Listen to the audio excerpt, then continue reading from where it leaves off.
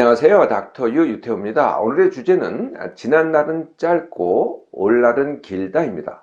우리가 날을 세 가지로 분류할 수 있는데요. 지난 날, 어제를 포함한 지난 날입니다. 그리고 올날, 내일을 포함한 올날이죠. 그리고 오늘이 있습니다. 내가 원하는 것을 할 수 있는 것이 바로 오늘이고요.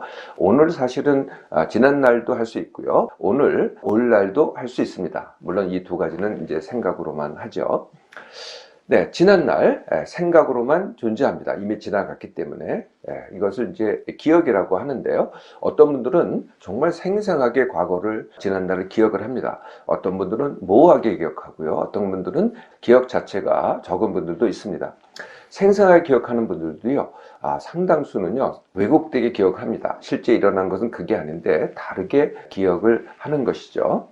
지난 날을 기억할 때 내가 즐겁게 기억을 하잖아요. 그걸 우리는 추억이라고 합니다. 반면에 지난 날을 기억할 때 내가 고통을 느끼잖아요. 네, 그것을 우리는 상처라고 합니다. 네, 대부분은요 지난 날을 짧게 느낍니다. 네, 이렇게 보통 표현을 하죠. 세월이 유수 같네. 네, 1년이 벌써 다 지나갔네. 작년 이맘때가 어제 같은데. 이것이 다 지난 날을 갖다가 짧게 느끼는 분들의 표현입니다. 올날도 아직 오지 않았기 때문에 내 생각으로만 존재를 합니다. 그 올날도 나한테 반드시 온다는 보장이 없습니다. 즉 다시 말해서 내가 내일 살아있다는 보장이 없는 거죠. 물론 이제 대부분은요 내일 살아있습니다. 그렇지만 안 그런 사람도 있다는 거죠. 네, 시간을 짧게 느끼느냐 아니면은 시간을 길게 느끼느냐를 갖다가 시간인지라고 합니다. 물론 객관적인 시간은 누구한테나 동일합니다. 뭐 1년, 1개월, 하루 누구한테나 다 동일하죠. 그런데 하루를 갖다가 길게 느끼는 사람, 하루를 짧게 느끼는 사람이 있다는 거죠. 그래서 이 시간인지는요 사람마다 다르고요. 같은 사람이라고 하더라도 상황마다 다 다릅니다. 예로 아이들을 한번 예로 들어볼까요? 네, 아이들은요 하루가 굉장히 깁니다.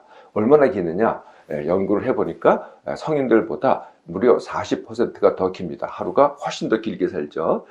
그래서 이렇게 하루를 길게 사는 아이들한테 3개월이라는 시간, 이거 엄청나게 긴 시간입니다. 그 이유는 생각할 수가 없죠. 3개월도 굉장히 길게 생각하는 거죠.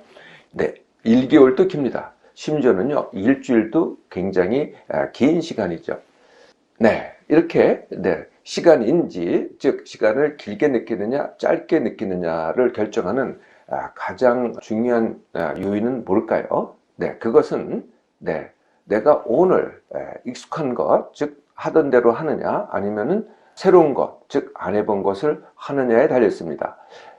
익숙한 걸 하잖아요. 그럼 시간이 짧습니다. 안 해본 걸 해보잖아요. 그러면 시간이 깁니다.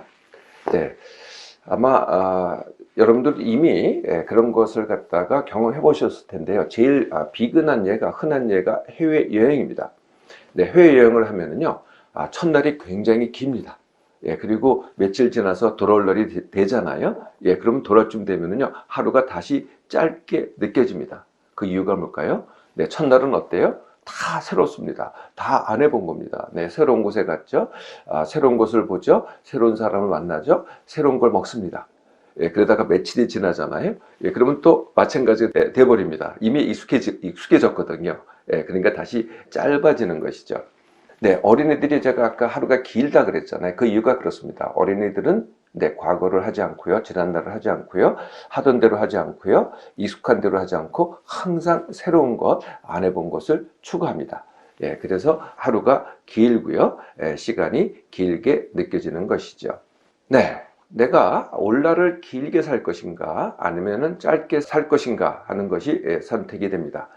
짧게 사는 선택은요, 첫 번째, 과거에 대한 생각과 말과 그리고 행동을 주로 한다. 오늘. 네, 이게 첫 번째고요. 두 번째는 나이 듦을 한탄한다.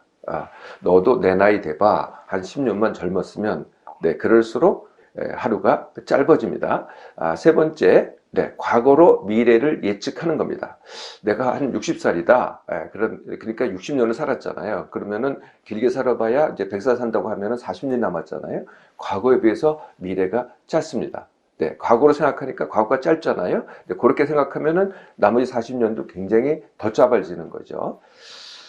이런 말을 갖다가 하시는 분이 있어요. 이제 죽을 날 받아놨다. 네, 이게 이제 과거로 미래를 예측하는 전형적인 표현이 되겠습니다.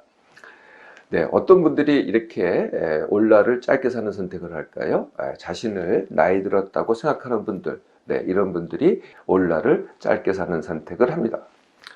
올라를 길게 사는 선택은 어떻게 하면 될까요? 네, 첫 번째, 과거로 자신을 규정하지 않기입니다. 네, 나는 원래 그래. 나는 습관이야. 이제 살 만큼 살았는데 이게 전부 다 과거로 나를 규정하기입니다. 네, 일단 나를 과거로 규정하지 않는 것이죠. 네, 그리고 무엇이든지 새로운 것, 안 해본 것을 해보는 겁니다. 이 새로운 것, 안 해본 것을 해본다. 이것은 이제 내가 깨어있을 때만 그런 선택을 할 수 있죠. 내가 깨어있을 때 선택하는 것이 제가 모두 5가지라고 말씀을 드렸죠. 네, 첫 번째가 내 몸망과 내 일상, 두 번째가 내 성취, 세 번째가 내 관계, 네 번째가 내가 가진 것, 다섯 번째가 내가 상호작용하는 내 사회 환경입니다. 특히 내 성취에서 새로운 것은 내가 만약에 일을 안 하고 있다면 일하기가 되겠죠. 그리고 내 관계에서 새로운 것은 새 친구 만들기, 새 사람 만나기가 됩니다. 이 5가지에 대해서 아무리 적은 것, 아무리 하찮은 것이라도요, 네, 새로 하기를 하는 겁니다. 하던 대로 하지 않고 안 해본 것을 하는 겁니다. 네, 이렇게 새로운 것을 하잖아요. 네, 그러면은 하루가 길어집니다. 네, 어떤 사람들이 이렇게 길게 사는 선택을 할까요? 바로 어린이들이 그렇습니다. 어린이들은 하던 거 하지 않습니다. 항상 새로운 것, 항상 안 해본 것을 추구합니다.